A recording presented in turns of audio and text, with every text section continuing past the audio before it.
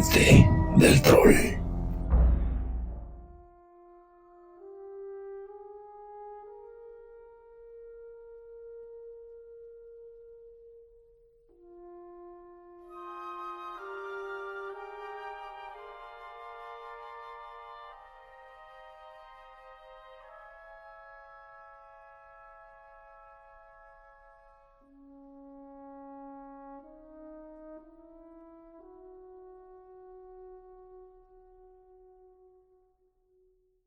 El abuelo Sergio recuerda cuando en otro siglo, e incluso en otro milenio, la mayoría de las franquicias cinematográficas se hacían por trilogías, no necesariamente por sagas. Sagas infinitas con decenas de films que se interconectaban entre sí, haciendo una especie de universo comercial infinito para las grandes compañías. En otros tiempos, las películas se hacían en trilogías y se esperaba lo mismo de Alien. Alien 3 pretendía cerrar la trilogía del arco narrativo de Ellen Ripley, quien finalmente, con esta tercera parte, iba a ceder o a ganar la batalla contra los xenomorfos.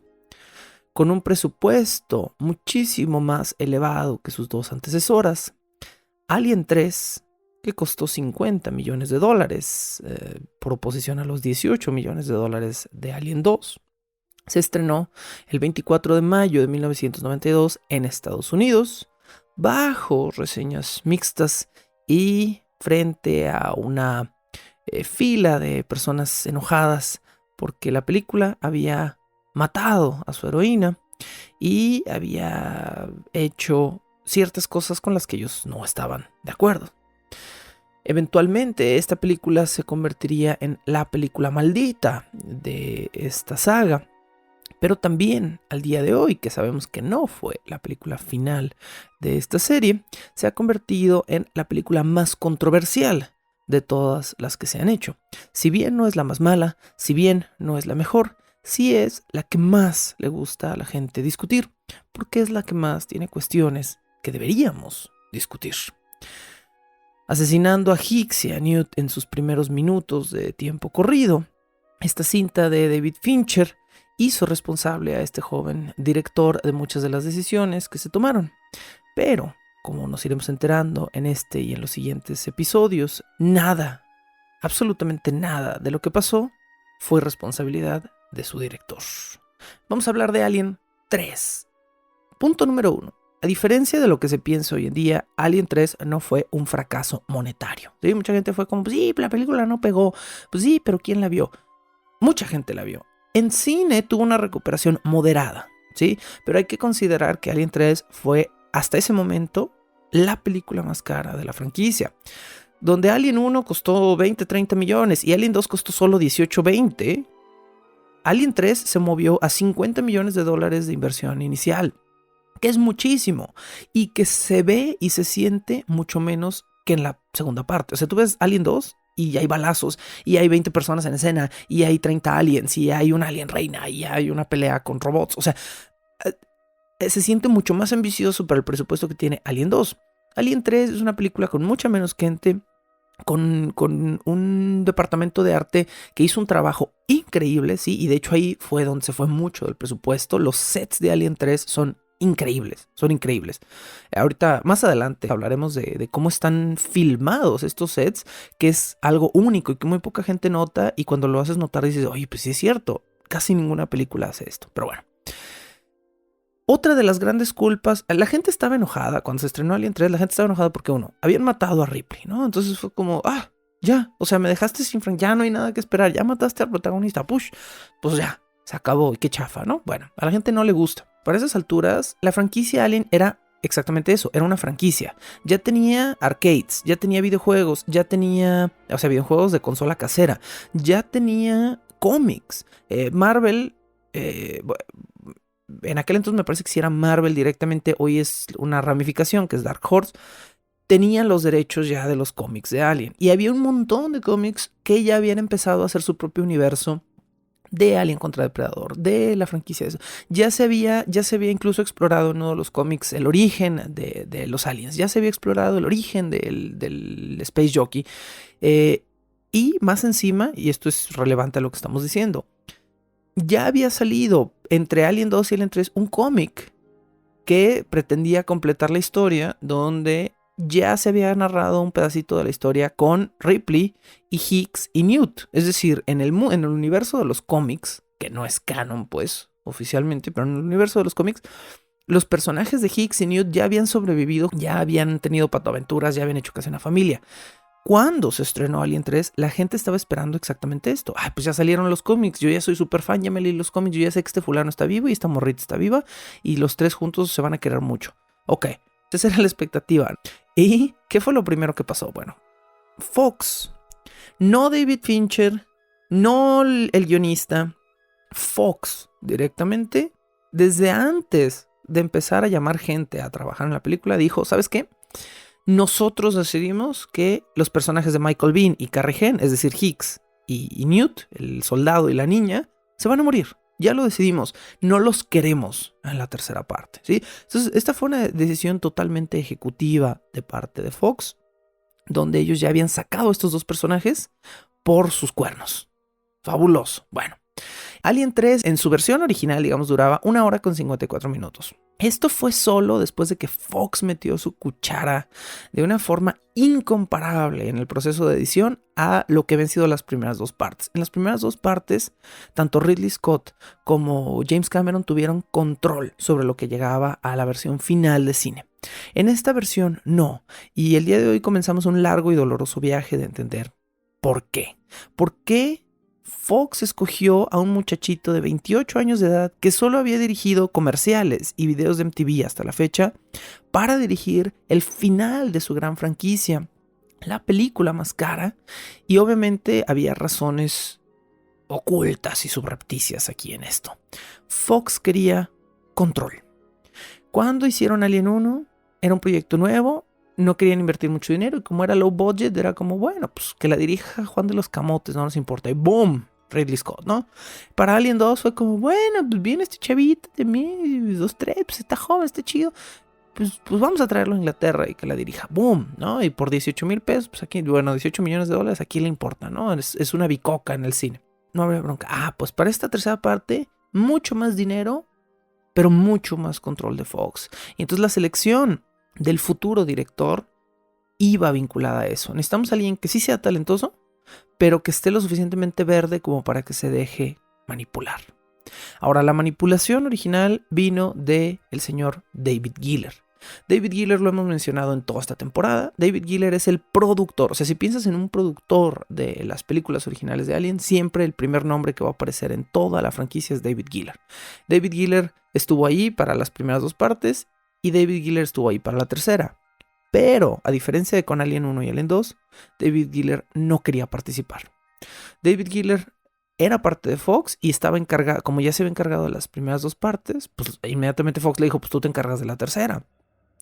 Pero Giller no quería invertir dinero en una tercera parte porque pensaba algo que era medianamente cierto. Giller pensaba que Alien 1 era una película de una mujer sola contra un monstruo. Era un haunted house en el espacio. Y Alien 2 era una película de acción de un grupo de soldados contra un grupo de monstruos. Y era una película de acción pura. David Giller pensaba que formulaicamente no había manera de hacer una tercera parte sin que se pareciera o a la 1 o a la 2. ¿Sí? O iba a ser una película de terror de Ripley contra el monstruo, o iba a ser una película de muchos contra muchos monstruos, y iba a ser una repetición de la misma fórmula. Entonces, de entrada, Fox decía, bueno, sí lo hacemos, pero le encargaron a David Giller como esta tarea de, pues, hazlo tú, pero hazlo diferente. No queremos la misma gata revolcada, ¿no? Y honestamente, Giller no tenía muchas ideas. Específicamente, Giller tenía una idea. Giller quería hacer Alcatraz en el espacio. Esa era su idea, y no era la mejor idea, ¿sí? No era la mejor idea. Giller quería hacer una prisión donde el alien cayera en la prisión y todos los presos que estaban encerrados tuvieran que escaparse o salirse o ser liberados de la prisión para que pudieran defenderse contra el alien. Que obviamente si han visto Alien 3, pues saben que es parte de lo que llegó al concepto final, pero con algunos cambios raros también. Obviamente es el trabajo del productor contratar a un director, ¿sí? Entonces lo primero que hizo David Giller fue como, bueno, pues si nos vamos a meter en esta camisa otra vez, pues, bueno conocido, ¿no? Y lo primero que hizo fue buscar a Ridley Scott. Le dijo, oye, vente a dirigir la tercera parte. En aquel entonces Ridley Scott al parecer era un tipo muy diferente, porque hoy en día está involucradísimo otra vez con Alien, ¿no? Ya hizo las precuelas y ya está haciendo Raised by Wolves, que parece estar más o menos enfocada en el mismo universo de Alien, y etcétera, etcétera. O sea, Ridley Scott ha estado metido hasta los codos en Alien en los últimos años. Pero en 1991, Ridley Scott no quería nada que ver con Alien, ¿no? Entonces Ridley Scott le dijo, mira, no ando en esas ondas, no me interesa, no quiero volver a la franquicia, vete a buscar otro lado. Y David Giller con Fox dijo, bueno, nos surge entonces un director, pero antes que un director, nos surge un guionista. Toda producción de cine comienza por su guión. No puedes encargar vestuario, no puedes encargar luces, no puedes encargar sets, no puedes encargar casting, no puedes encargar nada si no sabes qué historia vas a contar. Es así de sencillo. La primera persona a la que se le paga en una producción es el guionista. A veces nunca se le paga, ¿verdad? Pero bueno. Lo primero que Fox tenía que hacer era contratar a un buen guionista. Y le hablaron a un fulano que, por supuesto, nadie conoce. Porque nadie conoce a los guionistas, pero además porque este era un guionista más o menos desconocido.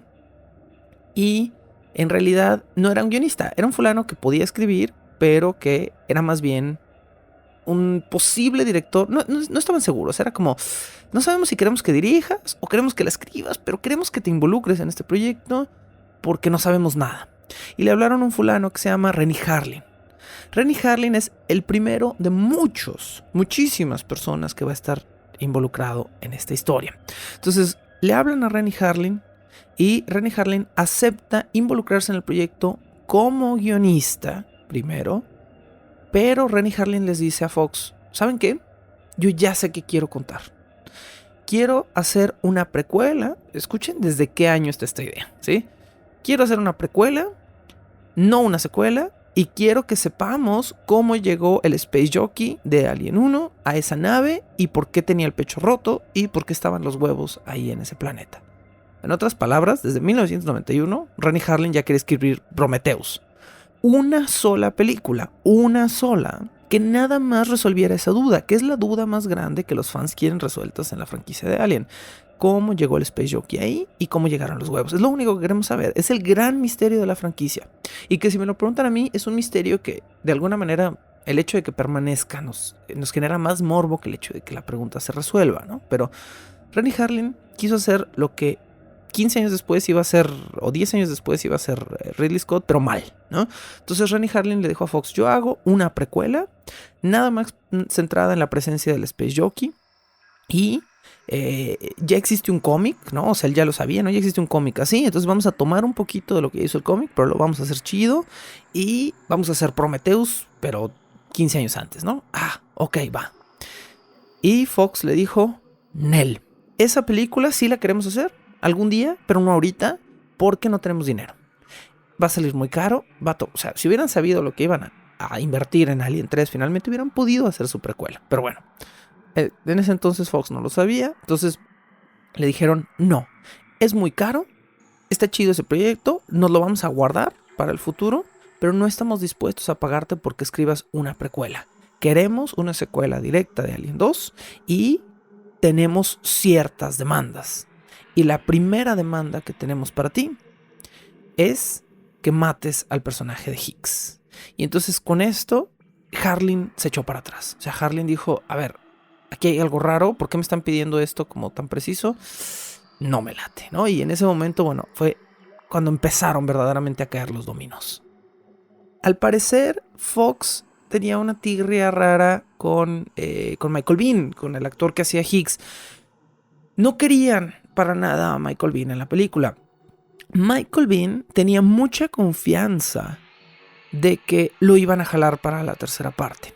Él se sentía súper confiado y él ya había hecho algunas declaraciones. Él ya había dicho así como, no, pues claro, o sea, Hicks es súper importante y es un súper... Y por eso, por algo sobrevivió, ¿no? No van a quemar ese cartucho.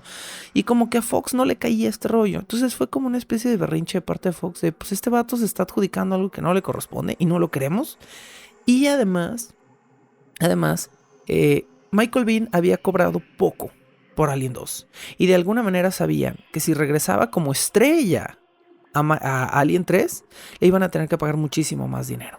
Entonces, de alguna manera, Fox estaba poniendo el parche antes de la herida y estaba diciendo, este vato va a ser un problema, este vato se está adjudicando más éxito y más fama de la que le queremos dar, y no lo queremos en la trama. Pero lo que pasó fue lo siguiente. En el momento en el que le dicen a Renny Harlin que quieren eliminar a Hicks, Renny Harlin se echa para atrás por una razón en particular. Renny Harlin ya había empezado a escribir una historia y en su historia lo que pasaba era lo siguiente.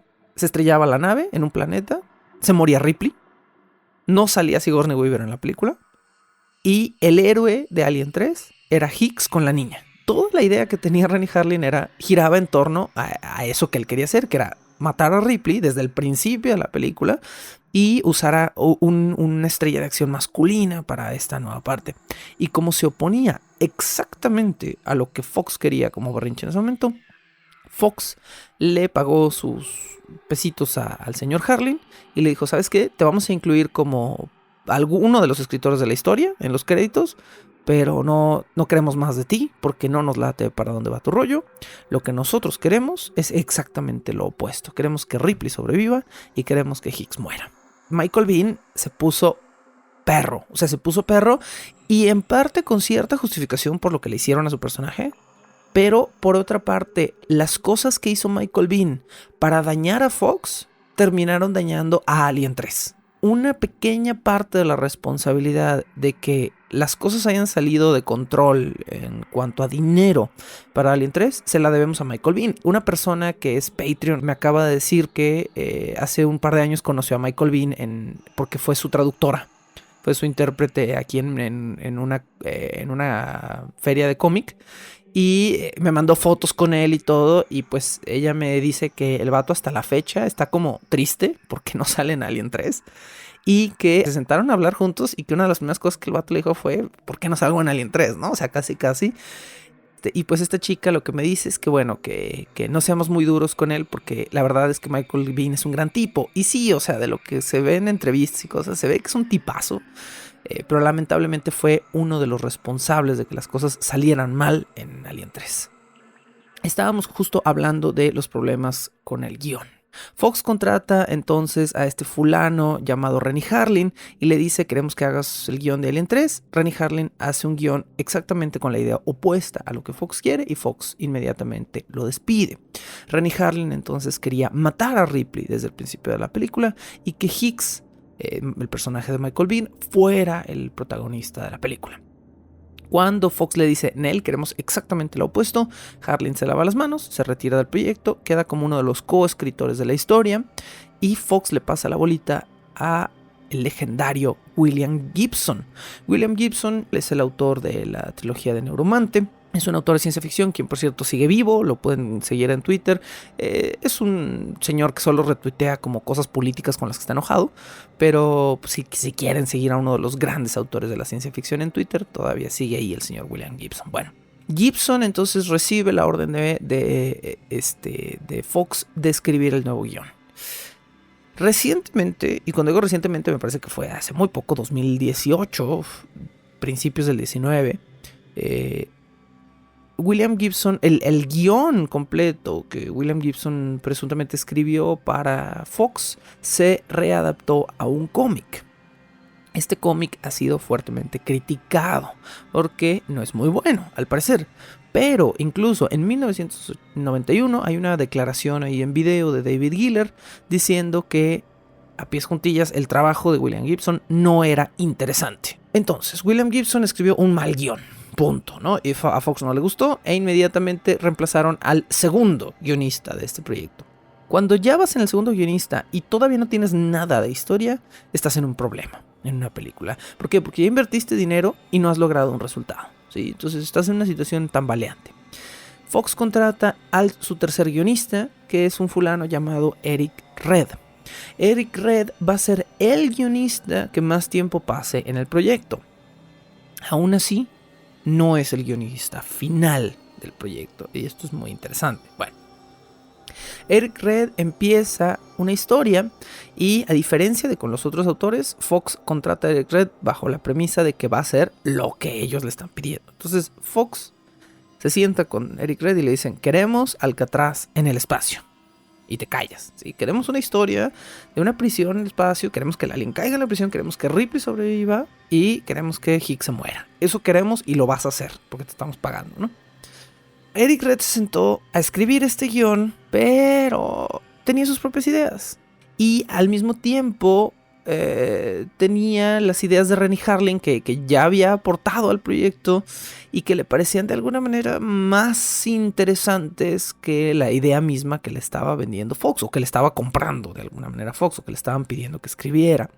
Entonces Eric Red empieza a escribir este proyecto como en una especie de situación híbrida donde él quiere aportar sus propias ideas, rescatar algunas de las ideas que Renny Harlin había escrito en el segundo guión y más o menos tener feliz a David Giller, quien era pues el dueño de sus quincenas, ¿no? Entonces, por un lado David Giller le está diciendo: vas a hacer la prisión espacial. Por otro lado, estaba adaptando algunas de las ideas que el otro fulano había escrito, pero que no le gustaban a Fox, entonces las estaba como metiendo bajo la alfombra, ¿no? Era como, bueno, y si las cambio un poquito y nadie se da cuenta. Ok, finalmente fue Red quien le dio a Fox lo que quería. Lo primero que incorporó Red en este guión es que Michael Biehn se iba a morir. Y entonces Fox por primera vez estuvo contento. Aunque Red estaba metiendo algunas ideas bajo el tapete que no le gustaban a Fox, los complació con su gran petición, ¿no? Maten a Hicks. Lo primero que escribe Michael Red es la escena de la nave donde Hicks muere en la nave. Y es lo primero que le entrega a Fox. Y Fox dice: bienvenido a bordo, ¿sí? Nos caes bien, nos gustas. ¿Por qué? Porque estás haciendo exactamente lo que te pedimos como productora, ¿no? Obviamente, Michael Biehn se entera por un chisme que le llega a su manager, ¿no? Entonces su manager le llega un chisme de otra persona que trabaja en Fox que le dice: oye, ¿viste que sacaron a Michael Biehn de Alien 3? Y el manager así como: no, pues casi me estoy comprando un yate con el dinero que le van a pagar, ¿no? Y pues con que lo sacaron, ¿no? Es precisamente el manager, digamos, de Michael Biehn quien va y le informa y le dice: oye, ¿qué crees? Fox se acaba de sacar del proyecto.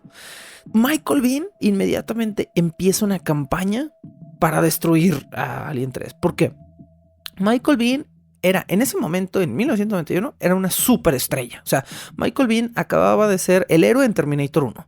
Michael Biehn acababa de ser el héroe en Alien 2. ¿Sí? Gracias a James Cameron se estaba convirtiendo en uno de los actores de acción, ciencia ficción mejor establecidos de la industria. Él quería hacer su berrinche. Él decía como: yo me merezco estar en Alien 3. Ahora, Carrie Henn, la actriz que interpretaba a Newt, la niña, también se entera de esto. Ella, en una entrevista que le hacen ya de adulta, dice que simplemente se decepcionó, pero pues que no hizo nada más, ¿no? Fue como: chale, yo la neta sí quería un final bonito. O sea, en la mente más juvenil de Carrie Henn, ella dice: pues mira, yo la neta sí esperaba que en Alien 3 sobreviviéramos los tres tuviéramos que combatir una última vez contra el alien, casi se muriera uno de los tres, pero al final todos nos salváramos y regresáramos. O sea, el final soñado de Carrie Henn era que Ripley, Hicks y Newt regresaron a la Tierra como una familia para pagarles de alguna manera todo lo que habían perdido como personajes trágicos. Ella quería que el soldado más la mujer sola más la niña huérfana se convirtieran en la familia feliz, y ese fuera el final de Alien. No sé si hubiera sido el mejor final, pero definitivamente sí es el más bonito. Bueno, curiosamente, Sigourney Weaver no quería esto. O sea, en entrevistas donde habla a la par que Carrie Henn, Sigourney Weaver le dice: mira, está muy bonito eso, pero ¿sabes qué? No. O sea, Ripley es un personaje trágico. Ripley es un personaje que solo existe porque sufre. Y es un personaje que se levanta, se vuelve más fuerte en su sufrimiento. Entonces, para Sigourney Weaver, el final de Ripley solo podía ser trágico. Y Sigourney Weaver, como vamos a ver más adelante, estuvo involucrada en lo trágico, digamos, del final de Alien 3. Bueno, entonces, con todas esas vueltas entre el estudio, entre Weaver, entre Renny Harlin, entre Red entregó una especie de escaleta, un machote, un boceto general de una historia que más o menos complacía a Fox. No un guión final, no una versión final, unas 20 paginitas por ahí aguadas de lo que iba a ser la historia, pero no un guión completo. Y Fox tomó una de las decisiones más estúpidas que puede tomar una productora, que es empezar una preproducción sin guión. No sé por qué, o sea, no sé qué esperaban que pasara. No sé no sé si ya estaban desesperaditos porque era como, pues ya llevamos 3 guionistas y no pasa nada, a ver, ya empiézale otra cosa. No sé, si apuras una producción, va a salir mal, algo va a salir mal, algo no va a alcanzar, algo va a salir caro, algo se va a romper. Y te va a salir más caro que no estrenar una película ya en friega, ¿no? Entonces, ve con paciencia, pero bueno. Sin tener un guión terminado, Fox llama a Vincent Ward, que es un director muy desconocido, que andaba por ahí haciendo sus pininos en la época y que no hizo muchas películas tampoco en su carrera.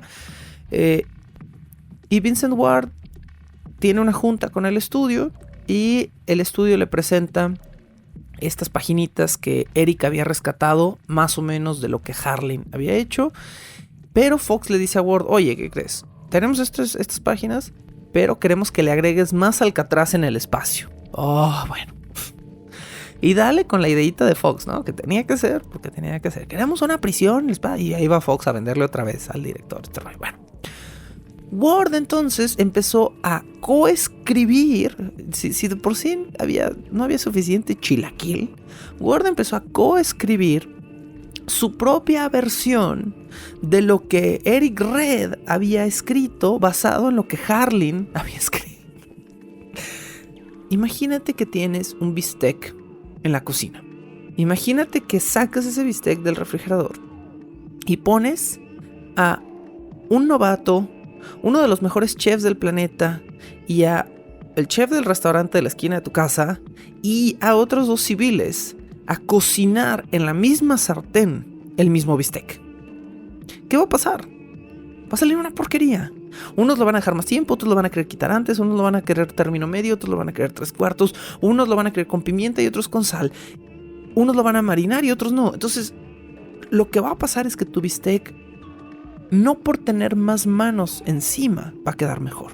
Son demasiados chefs en la cocina. Hay demasiados chefs en la cocina de Alien 3 y específicamente en el departamento de redacción. O sea, un guión siempre es mejor cuando lo escribe un autor, ¿sí? Si quieren, digo, hay ciertos guiones coescritos que son maravillosos, no estoy diciendo que no, y por ahí tenemos a los hermanos Coen que siempre coescriben, pero estamos diciendo que los 2 hermanos Coen son básicamente el mismo cerebro, o sea, son 2 fulanos que toda su vida han vivido juntos, han estado juntos, han dirigido juntos, han producido juntos y han escrito juntos, entonces son básicamente gemelos, ¿no? Bueno, en este caso no, en este caso era un chilaquil de sazones en la cocina. Ward empieza a cambiar la historia de Eric Red con ideas sobre un monasterio medieval. Ward quería transformar la idea de Fox de Alcatraz en el espacio y la quería convertir en una catedral católica en el espacio, que es muy extraño. Muy interesante, sí, pero muy extraño, definitivamente. A estas alturas Fox ya había empezado a contratar gente para preproducción. Ya había arte para la película. O sea, todavía no hay historia, todavía no hay guión. Y Fox ya estaba encargando dibujitos y bocetos y arte conceptual y creación de personaje a un departamento a quien ya le estaban pagando sin tener la menor idea de qué iban a hacer de historia. Esto es una locura, esto es una reverenda locura. Bueno, ya tenían incluso recontratado a Martin Asbury, que ya había trabajado previamente con algunas de las producciones anteriores de Fox. Martin Asbury ya estaba haciendo storyboards de una película que no tenía historia. Esto es una locura, esto es una verdadera locura. O sea, es como decirle a alguien que te instale un inodoro en tu casa cuando todavía no tienes idea de dónde vas a construir el baño. Es más, cuando estás todavía en obra negra, o sea, está el terreno así, todavía no ponen piso y le dice a un vato, oye, ¿por qué no me instalas aquí unas tuberías y un baño? Pues sí, pero no quieres poner primero el piso y el baño y las paredes. No, hazme ahí un bañito, está padre, al aire libre. O sea, es una locura, es una locura. Bueno, para poner otro clavo sobre este ataúd que se va a empezar a construir en torno a Alien 3, John Landau, uno de los productores más importantes de Fox en aquel entonces, va a dar una entrevista y públicamente anuncia que Alien 3, sin lugar a dudas, se va a estrenar el primer semestre de 1992. O sea, no tenemos guión. Y este fulano ya le puso fecha final al proyecto. En los primeros 6 meses de 1992, llueve, trueno y relampaguee, Alien 3 sale. Salga como salga. Pues claro que cuando haces un proyecto con esa mentalidad y con esa preparación y con esa falla en todos tus procesos, este proyecto no va a salir a pedir de boca. El nuevo concepto de Ward, de este nuevo escritor que se estaba agregando a todo el chilaquil, era muy interesante. Era muy interesante, pero a Fox le molestaba que no era muy realista en términos de ciencia ficción. En realidad lo que Ward estaba planteando, que era como un monasterio flotante en el espacio, suena más como de ficción especulativa, que es un género como de ciencia ficción sin ciencia, ¿no? Donde solo estipulas cosas locas para el futuro, pero nada tiene un fundamento científico, que una verdadera ciencia ficción. Ward, aquí es donde comienza todo a ponerse loquísimo. Ward quería que la nave de Ripley cayera en un planetoide diminuto artificial, una nave espacial redonda, construida total y completamente con pedazos de madera. Ok. En esta nave, todos los habitantes de esta nave planetoide iban a ser monjes calvos que habrían retomado una vieja variante de la cultura cristiana, pero con ciertos tintes homoeróticos, platónicos, o sea, se iban a echar el ojito entre ellos, pero no se iban a hacer nada. Y Ripley va a caer como la única mujer en este planeta de hombres en medio de una tensión homoerótica cristiana, donde el obispo iba a reprobar la llegada de esa impura mujer a las líneas, y entonces el alien iba a aparecer como una figura de seducción, como una versión más femenina y sensual del alien, que tuviera labios jugosos y que con sus labios cazara en la oscuridad a estos monjes pelones para atraerlos hacia sí y luego meterles un falo misterioso en la boca y matarlos. Bueno, yo tengo mis pros y mis contras. A mí la idea de un planeta redondo hecho de madera flotando en medio del espacio con un grupo de monjes cristianos me suena fascinante. O sea, a mí sí hay una parte de esta historia que digo, sí, vamos a escribirla, ¿no? Vamos a hacerla, let's do it. No me molesta el aspecto homoerótico, pero me parece que es ligeramente distrayente de la mitología previa que ya tiene Alien, que no es homoerótica, que es de alguna manera heterosexual, podríamos decir. Pero me encanta esta idea de un contexto medieval en el espacio. De alguna manera me hubiera gustado más que lo justificaran con que fuera un planeta que no hubiera avanzado mucho en el tiempo. O sea, es un planeta colonizado que tiene muy pocos recursos y que de alguna manera estos fulanos están en un híbrido entre tener pistolas futuristas mezcladas con que no pueden más que cocinar con leña, porque en su planeta no hay recursos naturales más que madera. No sé, o sea, me hubiera gustado que lo pensaran un poquito mejor. El problema fue que Ward no lo pensó un poquito mejor. Ward estaba obsesionado con su idea de que fuera un planetoide pequeño, una nave espacial con un núcleo metálico, pero totalmente hecha en madera. Y esto a Fox no le vendía porque no había una justificación racional dentro de la ciencia ficción. Giler, específicamente David Giler, no era capaz de entender cómo habían conseguido, punto número 1, la madera para hacer el planeta. Me hubiera gustado más que fuera un planeta medieval, o sea, un planeta con una civilización medieval, a que fuera una nave espacial hecha en madera, que sí suena muy absurdo, ¿no? O sea, creo que esta idea se puede transformar a ser algo muy interesante. Eso es lo que creo. Pero David Giler estaba enojadísimo por eso. ¿Qué? ¿Había un tronco flotante en el espacio? ¿Qué? ¿De dónde sacaron la madera? O sea, David Giler estaba molesto, ¿no? Ward se había imaginado, además, que este planetoide nave espacial tuviera pura arquitectura gótica, cosa que eso sí me encanta, o sea, que fueran iglesias góticas con ojivales, con vitrales, y todo fuera como iluminación de fuego y antorchas en torno a estos vitrales, y eso suena súper interesante, que eventualmente te das cuenta que hay muchos elementos de esto que sí pasaron a la versión final. Esta cuestión de que sean como monjes pelones iluminando con fuego un lugar abandonado, pues finalmente sí pasó, ¿no? A la versión final de la película, aunque no son ni monjes, ni están en una iglesia, ni hay vitrales. Bueno, todo iba a estar lleno de vitrales góticos, todo iba a estar lleno de arquitectura gótica. Adentro, como ya dije antes, adentro de esta nave iba a haber un núcleo metálico que alimentara de energía a la nave para que hubiera atmósfera y pudieran tener oxígeno y hacer una especie de microplaneta habitable. Pero, sorpresa, sorpresa, Fox leyó los avances de Ward y le dijeron, oye, está muy chido todo lo que estás haciendo, sí nos gusta. Nada más te vamos a pedir 2 cambios ahí importantes. En vez de iglesia, que sea como Alcatraz, una prisión, y en vez de ser como un planetoide, que sea un planeta normal flotando en el espacio. Entonces lo que queremos es que hagas un planeta Alcatraz en el espacio, ¿sale? Gracias, bye. Y en vez de monjes, prisioneros, y en vez de madera, metal. ¿Te late? Y entonces Ward fue como, pero, y Fox le dijo, mira, tú cállate, nosotros ya empezamos a construir los sets y no hay sets de madera, todos son de metal. Entonces ve ajustando tu ideita, si quieres seguir trabajando con nosotros, a Alcatraz en el espacio, porque eso es lo que Fox quiere.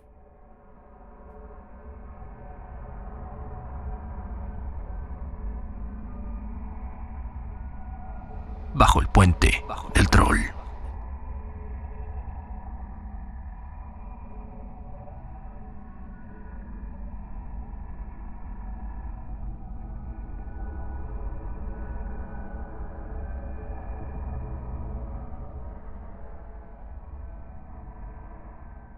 El escritor Vincent Ward apenas estaba tratando de convencer a Fox de aceptar su idea de una iglesia medieval gótica en el espacio, cuando Fox contrarrestó nuevamente con, oh sorpresa, sorpresa, su idea de Alcatraz en el espacio. Ahora había 2 ideas ligeramente contradictorias flotando en la mente del estudio: monjes medievales o presos futuristas. De alguna manera, a Fox la idea de Vincent Ward le sonaba a cine europeo. Y en la voz de un estudio lo decían con este tono condescendiente y desagradable: cine europeo. En los ojos americanos a finales del siglo XX, el cine europeo era visto como una taquilla pequeña. Pocas palomitas igual a poco dinero.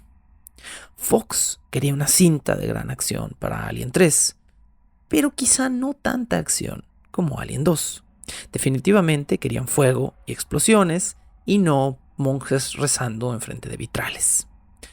Ahora, no sobra decir que había algunas ideas interesantes en lo que Vincent Ward estaba planteando, pero Fox cometió un error estratégico. Fox le contrató a Vincent Ward una atenta y, según él describe, muy bella y voluptuosa asistente. A Vincent Ward esto le pareció más que nada peculiar. ¿Para qué necesitaría un guionista una asistente ejecutiva de un estudio? Pero aún así Fox le contrató a su asistente. Vincent Ward tomó esto con un grano de sal y comenzó a mantener su distancia de esta mujer. Le tomó solo un par de días darse cuenta de cuál era el verdadero rol de esta chica para con el estudio. Vincent Ward eventualmente se enteró de que su nueva y guapa asistente en realidad era una espía de Fox, cuya labor era todas las noches comunicarse vía telefónica con el estudio desde Inglaterra para básicamente chismearle al estudio de las decisiones que Vincent Ward estaba tomando y la nueva dirección del guión, de manera que Fox pudiera enterarse de lo que estaba pasando. Vincent Ward, por supuesto, no tomó esta noticia con mucha paz ni tranquilidad y decidió renunciar al proyecto, dejando nuevamente huérfano de guionista a Alien 3. Solo 2 días antes de que Vincent Ward abandonara la silla de escritor de Alien 3, Fox le había presentado a un muchachito de 28 años de edad que no tenía experiencia previa dirigiendo películas.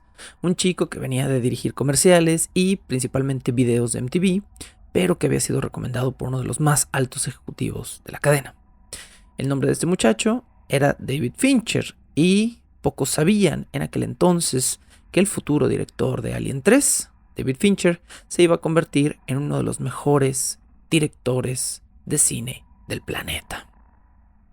Entiendo que ahorita, a estas alturas, todo este rollo de Monjes en el Espacio versus Alcatraz en el Espacio, Alcatraz en el Espacio próximamente en cines, todavía está, pues todavía se le ven los hilos y las cuerdas, ¿no? Definitivamente es un concepto tan valiente, la gente no se decide qué quiere hacer.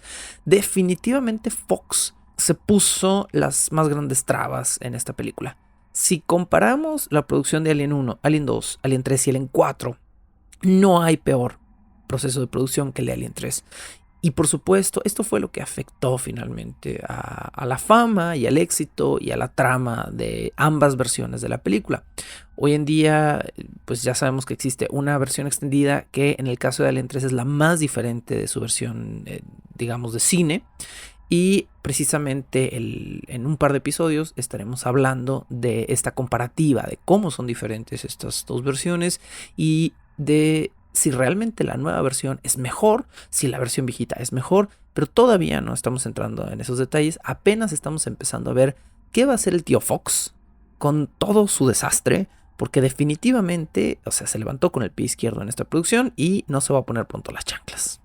Definitivamente es un acto de autosabotaje. O sea, en Alien 1 era como, bueno, es un proyecto nuevo, chiquito, dales 10 pesos y que con eso lo haga, ¿no? Pero el estudio no metió su cuchara. En Alien 2 fue como, oye, nos fue muy bien con la 1, hay que hacer algo más comercial y más de acción y vamos a meter muy poco dinero y a ver qué sale. Y boom, salió un super éxito comercial, ¿no? Ok, fabuloso. Para Alien 3, esta obsesión malsana de los estudios de querer meter un control creativo, o sea, yo entiendo perfectamente que un estudio de cine es una empresa, y es una empresa que además está arriesgando su propio dinero, y que además está arriesgando mucho dinero, ¿sí? Si alguien a mí me fuera a prestar, ya no digamos a dar, no sé, $100,000, yo me imagino que va a cuidar de alguna forma que sus intereses estén bien vistos, ¿no? En el motivo por el cual me está dando este dinero, ¿no? Ahora, Fox ya había invertido más dinero en no tener un guión a estas alturas de todo el dinero que habían invertido en Alien 1. Ni siquiera en el puro guión, en un guión que todavía no existía. O sea, ¿por qué? Porque además, simultáneamente, Fox a estas alturas sí estaba pagando los sets de arte que se estaban construyendo sobre una película que todavía no existía. O sea, Fox estaba construyendo un mundo que nadie estaba creando realmente. Entonces, era muy raro. Bueno, hay que retomar un poquito lo que estaba haciendo Vincent Ward, ¿no? Vincent Ward fue este fulano, el escritor de este proyecto, que no era Alcatraz en el Espacio, era el nombre de la rosa en el espacio, ¿no? O sea, monjes medievales con vitrales inspirados por una estética del siglo X, XII, pero en el espacio, ¿no? Fox, en algún momento, cuando se fue Ward, los ejecutivos quisieron rescatar lo más que pudieran de su guión, porque finalmente ya habían invertido en eso, ¿no? Entonces, Fox dijo, ok, ya estamos construyendo los sets, vamos a reconsiderar por un minutito hacer los sets de madera, el planeta extraño con el núcleo de metal, los vitrales, la atmósfera pequeña, bla, bla, bla. Pero nuevamente los productores brincaron y dijeron, no. ¿Por qué? Porque no hay una justificación de ciencia ficción. Necesitamos que esto vuelva a su raíz de ciencia ficción y no se pierda. Ahora, si vamos a apuntar dedos también en los problemas que siguieron a partir de este punto en la producción, hay que apuntar un dedo nuevamente hacia Vincent Ward. ¿Por qué? Fox había sido el responsable de tomar la decisión de que se murieran los personajes de Michael Biehn y de Newt. Bueno, esto es en parte cierto y en parte no. Fox quería fuera a Michael Biehn, definitivamente. Esto fue una decisión ejecutiva de parte de Fox. Pero Fox no necesariamente quería a Newt, a Carrie Henn, fuera de la producción. Esta decisión fue de Vincent Ward. Vincent Ward creía, y esto desde una perspectiva, digamos, creativa, me parece muy interesante. Vincent Ward creía que iba a ser mucho más aterrador pensar que el alien que estaba cazando a Ripley en este planeta naciera del pecho de Newt. O sea, él quería hacer algo ahí horrorífico, donde viéramos a la niña ser destrozada en su cabina, digamos, de hipersueño, y el alien que naciera de la nave naciera de su hija adoptiva, podríamos decirlo, ¿no? Tomas lo que más ama el personaje y lo destruyes para incitar un nuevo incidente para la tercera película. Me parece que desde una perspectiva creativa es muy ingenioso.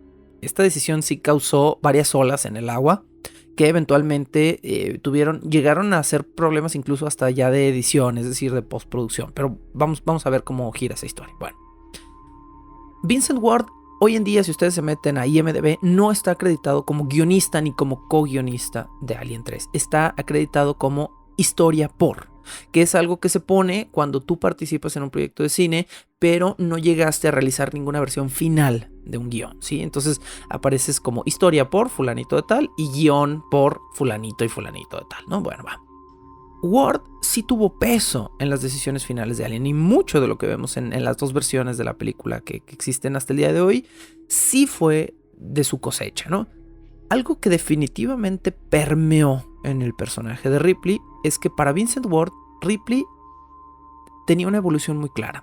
Para él, en Alien 1, Ripley era una novata, una mujer sencilla que queda atrapada en una mala situación y que tiene que elevarse a la ocasión para poder sobrevivir. Para él, Ripley en Alien 2 se había convertido en una guerrera más experimentada que de alguna manera luchaba más al nivel cara a cara con su viejo enemigo.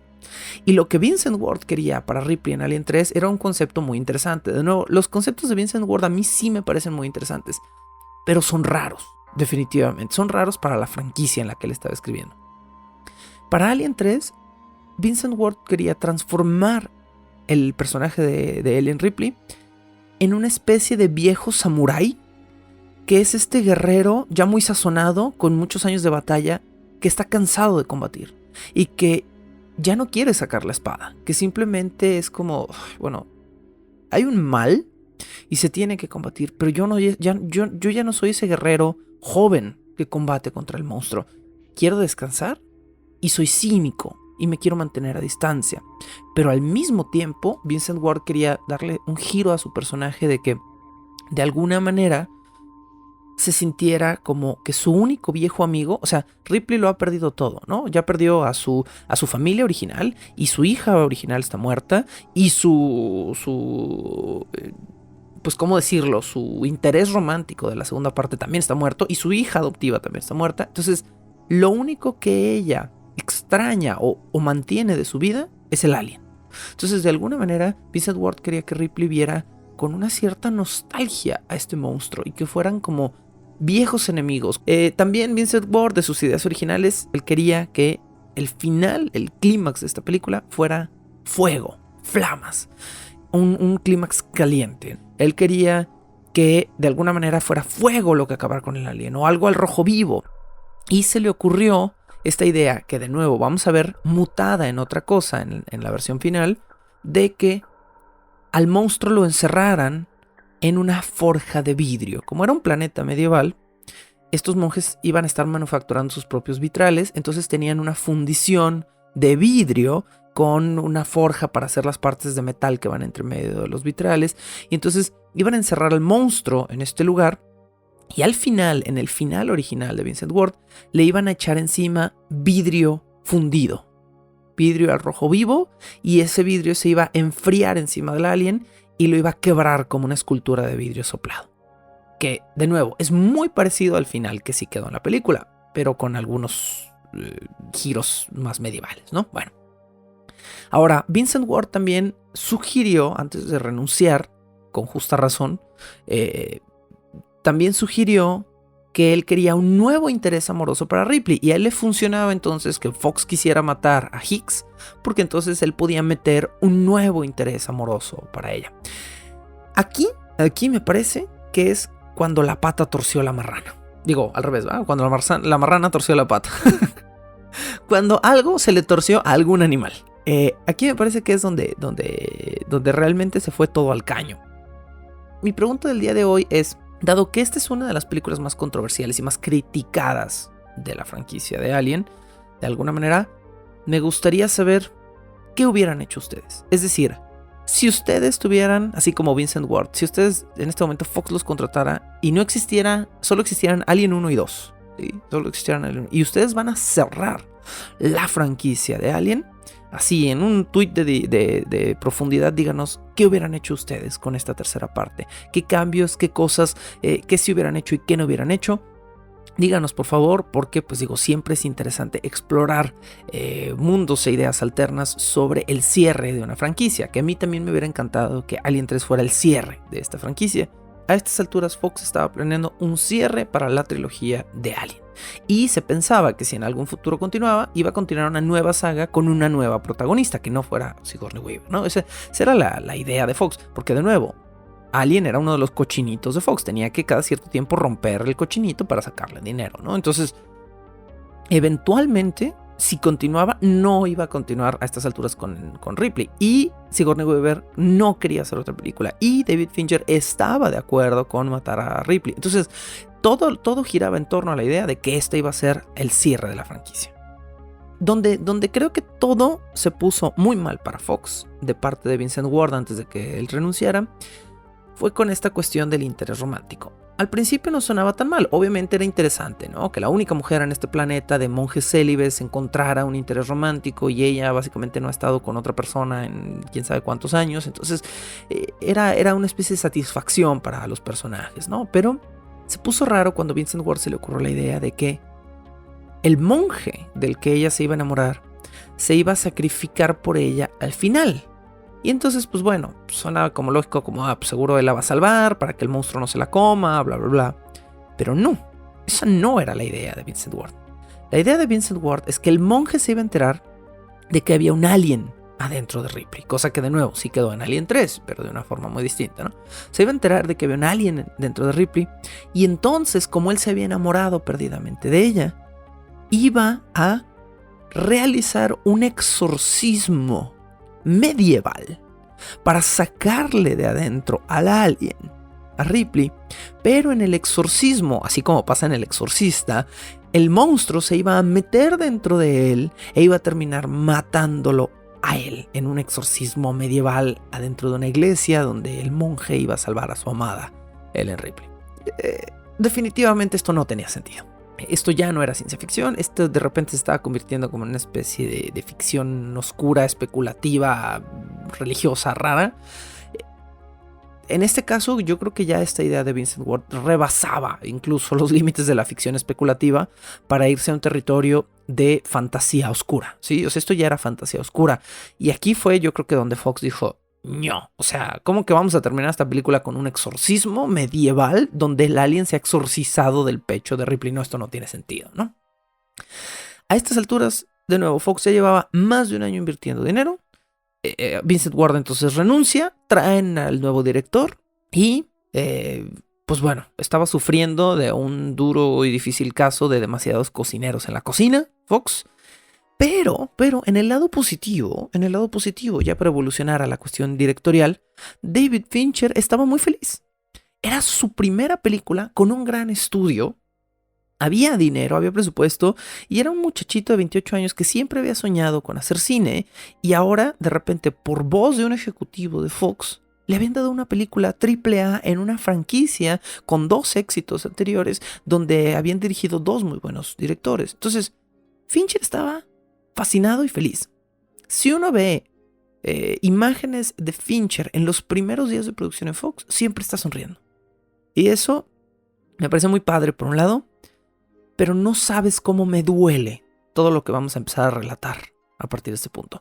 Fincher ya era un buen director. Fincher no necesitaba templarse a las llamas. La verdad es que Fincher, inmediatamente después de esto, con menos control de estudios y más libertad, brincó a hacer cosas brillantes, ¿no? Entonces, su ópera prima pudo haber sido mejor si no hubiera tenido esta interferencia del estudio. Definitivamente. Bueno, Fincher venía altamente recomendado por su empleo anterior. Él no solo había estado dirigiendo comerciales y videos musicales.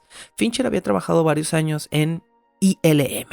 Ahora, si no le suenan estas siglas, a lo mejor le sonará el nombre completo y a lo mejor no. Industrial Light and Magic es una de las compañías de efectos especiales más grandes y más poderosas de este planeta. Si ustedes creen que jamás han visto algo de ellos, se equivocan.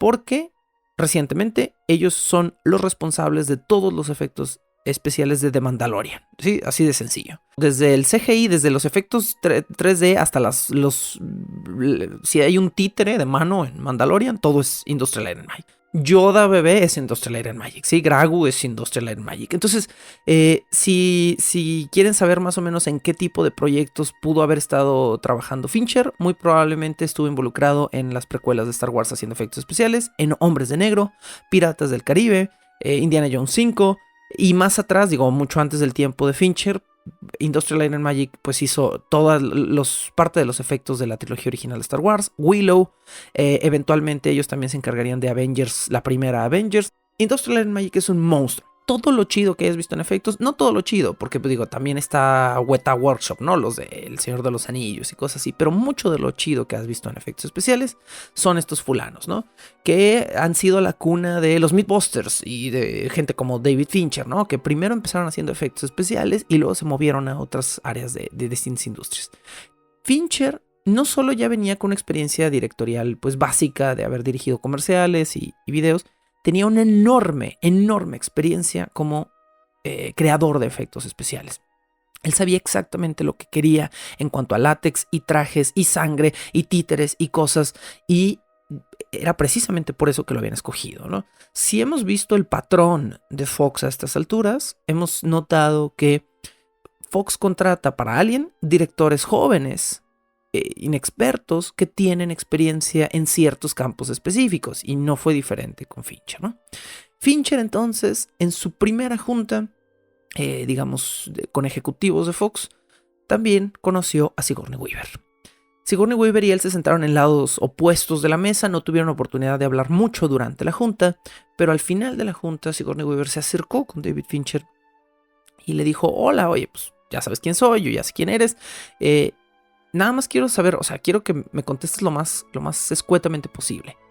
¿Qué visualizas? ¿Qué ves para mi personaje en esta película? ¿Cómo la ves? Y la respuesta de David Fincher fue muy juguetona y muy sencilla. Y le dijo: pues no sé, pelona. Y inmediatamente Sigourney Weaver se botó de la risa y le dijo: ¿sabes qué? Vamos a hacerlo. Y Fincher realmente tenía esta idea de que quería un personaje rapado y calvo por una cuestión práctica de alguna manera. Y a Sigourney Weaver le encantó la idea. A partir de ese punto, puedo decir que quizá una de las pocas cosas positivas durante toda la producción del N3 para David Fincher es que tuvo una muy buena relación con Sigourney Weaver.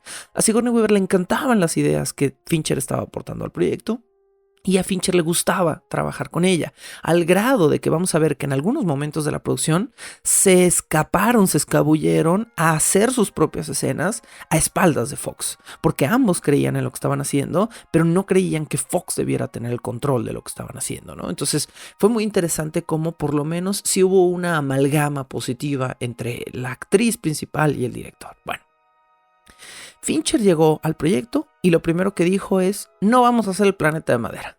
Y Fox, eso era lo único que necesitaba. Fue como si le susurrara al oído algo erótico, ¿no? O sea, Fox era lo único que necesitaba. Fox fue como si escogimos a la persona correcta porque nosotros tampoco queríamos eso, ¿no? Entonces Fincher llegó y les dijo: no, ¿qué quieren? Y Fox les dijo: queremos Alcatraz en el espacio.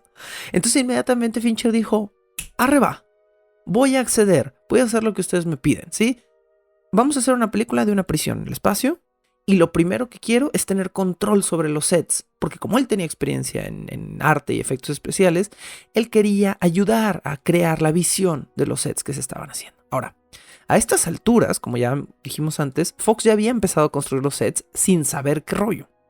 Fox había gastado a la fecha $4 millones nada más en los sets.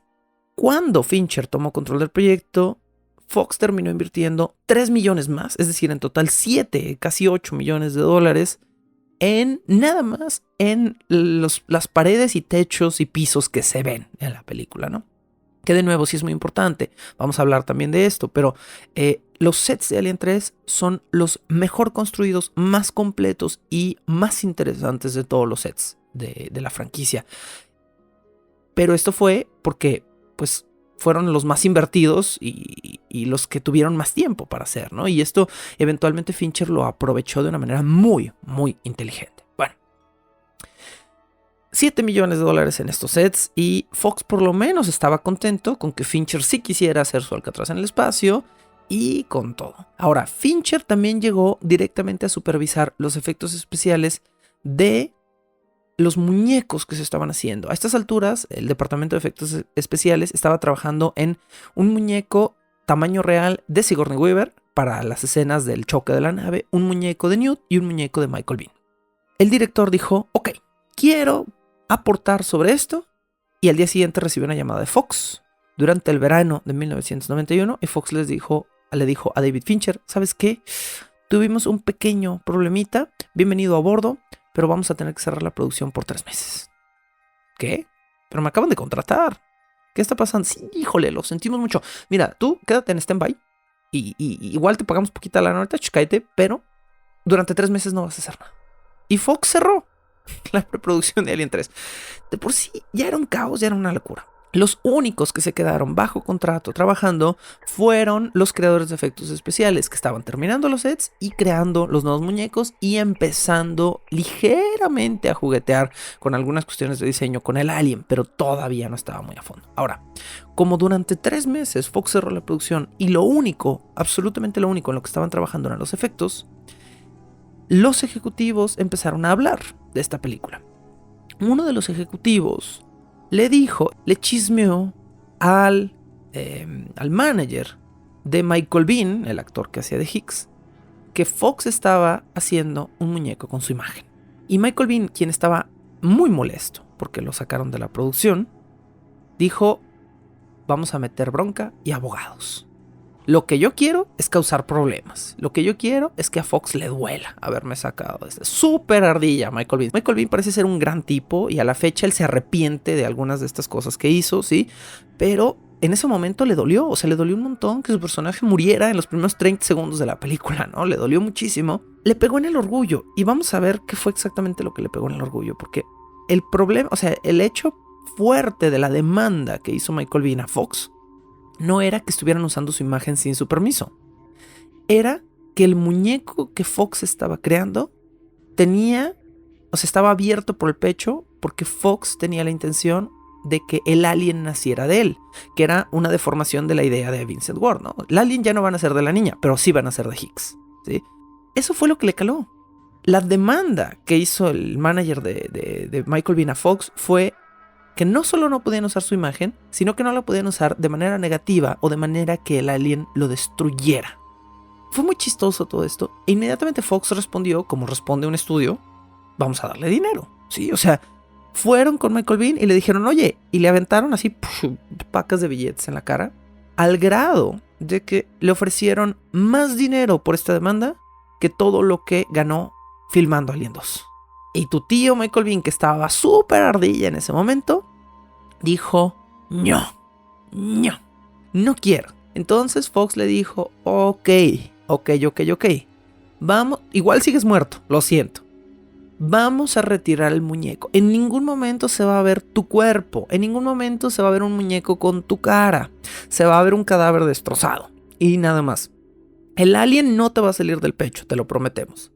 Pero necesitamos poner una imagen digital creada encima, así como si fuera una pantalla de computadora, donde se vea que la nave está registrando que tú estás muerto y se vea una fotografía pixelada de ti y ya. Eso es todo lo que te pedimos. Vamos a usar un recuadro con una imagen borrosa de tu cara y eso es todo lo que te pedimos. Y te pagamos exactamente lo mismo. En ese momento, Michael Biehn aceptó. En ese momento Michael Biehn dijo, ok, me van a pagar más dinero de lo que hice en Alien 2 por usar una foto fea mía. Fabuloso, ahora sí páganme. Pero esto obviamente hirió a la producción. Esto era muchísimo más dinero que Fox estaba invirtiendo, que no se estaba invirtiendo en mejorar la película en sí. Y Estos 3 meses de parón, en realidad, fueron un bajón horrible para la producción, porque fueron 3 meses donde Fox planeaba parar para reducir costos y terminaron en medio de una demanda legal con uno de los ex actores para gastar más dinero. Entonces inmediatamente Fox dijo, ok, bueno, ya salimos de este bache horrible, no ahorramos nada, no sirvió de nada para la producción, sigamos. Y después de 3 meses, después de perder todo el verano de 1991, cuando ya había una fecha anunciada de estreno a principios de 1992, Fox reanudó producción y Fincher volvió a la chamba. Ahora, Fincher ya había empezado a trabajar con gente de casting y Fincher tenía opiniones e ideas. Fincher quería trabajar con Richard Grant. Richard Grant es un muy buen actor que hizo mucho cine en los 90, que casi ya no ha hecho muchísimo recientemente, pero en los 90 estaba tronando y como palomita, ¿no? Es el actor que hace de el Dr. Seward en Drácula de Bram Stoker. Es el actor que hace mayordomo en la película Gosford Park, que es una película como muy Downton Abbey en su momento. Y entonces David Fincher quería que él fuera Clemens. Clemens va a ser el preso, que es el interés romántico de Ripley, ¿no? Fincher lo primero que llegó fue como, bueno, casten a quien quieren, pero yo quiero a Richard Grant. Y Fox nuevamente se volvió a poner el pie tomando una decisión extraña.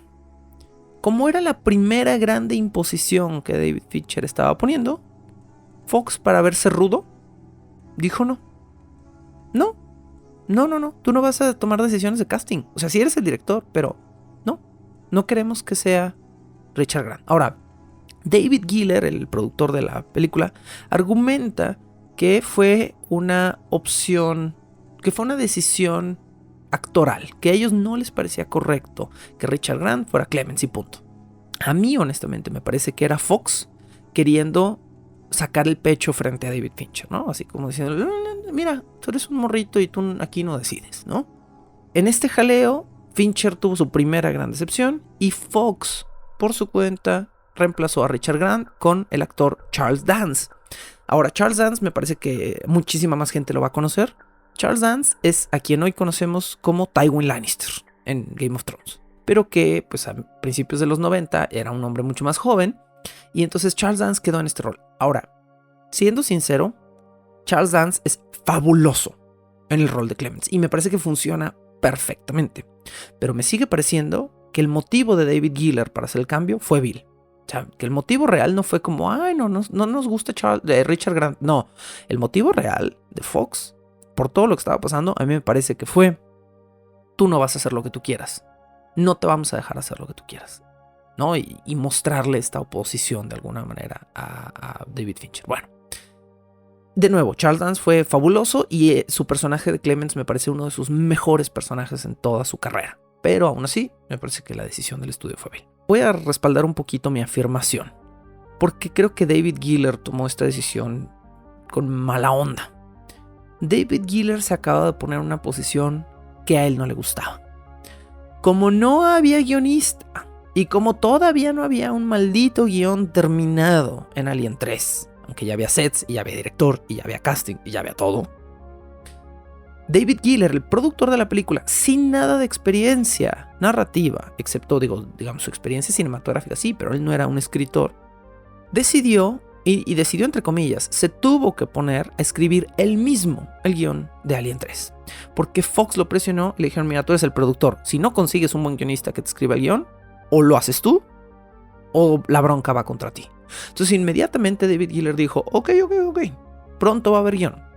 David Giller se puso entonces a retomar todo lo que Vincent Ward había hecho y todos los cambios que David Fincher había traído al proyecto y empezó a reescribir un primer borrador útil para la producción de Alien 3.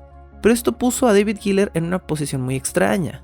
Para esto tenemos que explicar un poquito cómo funcionan las jerarquías del cine. En una producción de cine, la persona más importante en términos de valor y decisión es el productor. El productor está sobre todos los demás cargos y puestos, porque el productor no solo es quien tiene el dinero, también es quien facilita las cosas para la producción, ¿sí? Entonces, el productor tiene potestad sobre todo lo que pasa en la producción. Por lo tanto, David Giller como productor es el jefe de David Fincher. Pero en una producción, el productor contrata al director y el director decide o contrata o realiza los cambios finales sobre el guión y el guionista.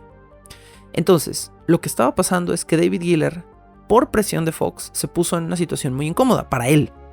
David Giller, al mismo tiempo que era el jefe y él manda más y acababa de hacer algo para demostrarle a David Fincher que él mandaba, por decisión de Fox se tenía que poner en su propia visión en un puesto menor frente a Fincher. Entonces, de alguna manera, David Giller era el jefe de Fincher, pero tenía que estar supeditado a lo que Fincher le dijera que cambiara en el guión.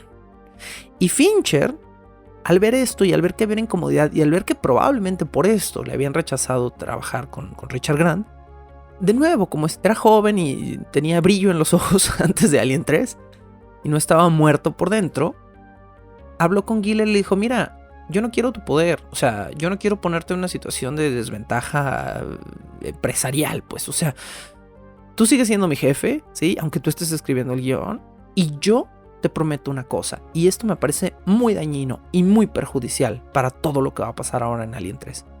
David Fincher le dijo a Giller: te prometo una cosa, yo ya no me voy a involucrar en la historia. Tú escribes tu guión y yo no te voy a echar broncas por lo que escribas, aunque yo sea el director. Tráeme un guión y yo te prometo filmarlo de la mejor forma posible, pero yo no me voy a meter con tu chamba para que tú no sientas como que tú ya no eres mi jefe. Y David Giller estuvo muy contento con esta decisión, pero poner a un productor sin experiencia narrativa a escribir la versión final de un guión cinematográfico y sin que el director tuviera potestad sobre los cambios finales de ese guión, fue una de las decisiones más estúpidas y más dañinas que terminaron alterando lo que fue finalmente Alien 3. Algunos de los fondos musicales de este programa pertenecen al paquete 10.000 piezas de música de Media Solutions. Todo el crédito a sus respectivos creadores. La locución, la producción y la música original de este programa son creadas por Sergio Vicencio. Ve a patreon.com/Sergio Vicencio y apoya este podcast para obtener horas de contenido adicional. ¿Quieres comisionar cápsulas, episodios o incluso temporadas completas o comprar contenido digital debajo del puente del troll? Ve a coffee.com/Sergio Vicencio y encárgate de decirme qué hacer. Es coffee, ko-fi.com/Sergio Vicencio. Búscame como @recuadro_blanco en Twitter e Instagram o como Sergio Vicencio en YouTube para darme tu opinión sobre este podcast. Bajo el puente del troll.